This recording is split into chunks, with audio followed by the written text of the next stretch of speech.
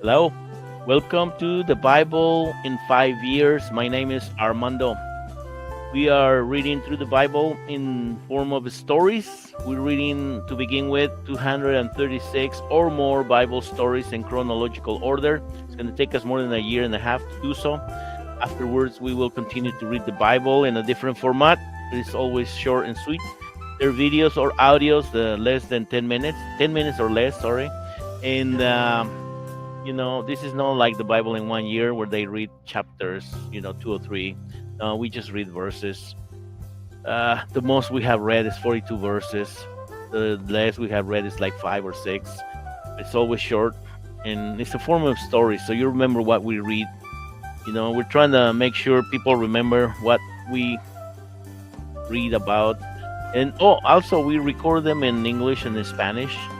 And obviously, my English is not my my native language or tongue, but we're doing it.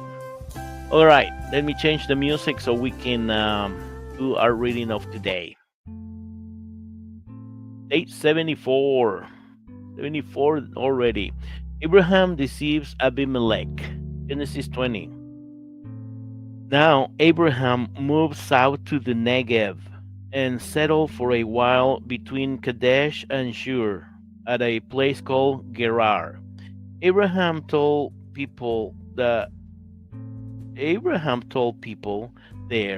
that his wife Sarah was his sister. So King Abimelech sent for her and had her brought to him at his palace. But one night God came to Abimelech in a dream and told him, "You are a dead man, for that woman you took is married." But Abimelech had not slept with her yet. So he said, "Lord, will you kill an innocent man? Abraham told me she is my sister, and she herself said, 'Yes, he is my brother.' I acted in complete innocence." Sorry. "Yes, I know you are innocent," God replied. "That is why I kept you from sinning against me. I did not let you touch her. Now return her to her husband, and he will pray for you, for he is a prophet. Then you will live. But if you don't return her to him, you can be sure that you and your entire household will die." Abimelech got up early in the next morning. Anybody will get up early the next morning after a dream like that. And hastily called a meeting of all his servants. When he told them what had happened, great fear swept through the crowd. Then Abimelech called for Abraham. "What is this you have done to us?" he demanded. "What have I done to you that deserves treatment like this, making me and my kingdom guilty of this great sin? This kind of thing should not be done.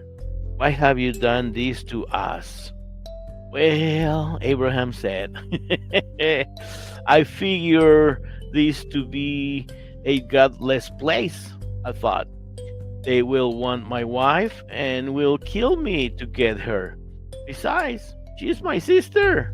We both have the same father, though different mothers." Oh, wow. How about that? Now we know.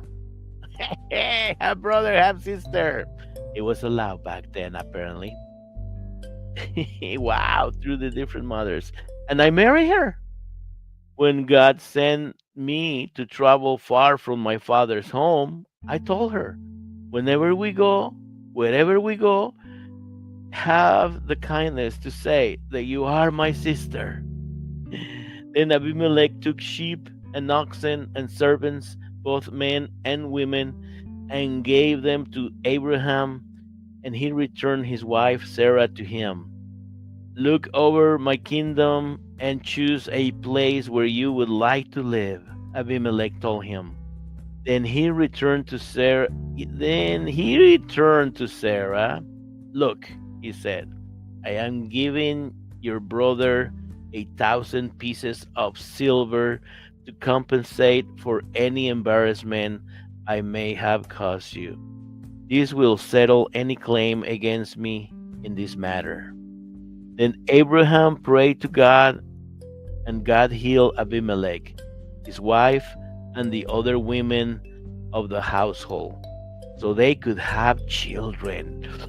They were sterile, they couldn't have kids, for the Lord had stricken all the women with infertility as a warning to Abimelech for having taken Abraham's wife. What a story! What a story! My goodness gracious. Mr. I think this is okay, this is the right music. What a story, Mr. Abraham. But it was his sister. How about that? Alrighty then. Well, this is the end of our day today. I hope you're enjoying this reading as I am. Many times I enjoy many of these stories. And let us know where you're listening from or watching from. And again, this program is not to trying to make you go to church, or any of that. This is not for Christians. But if you're a Christian, you're welcome to listen or watch. But this is more for people who have nothing to do with church, just so they can hear what the Bible has to say. That's all. Maybe they don't feel like picking up the Bible. Maybe they don't know what the Bible says. That's perfectly fine.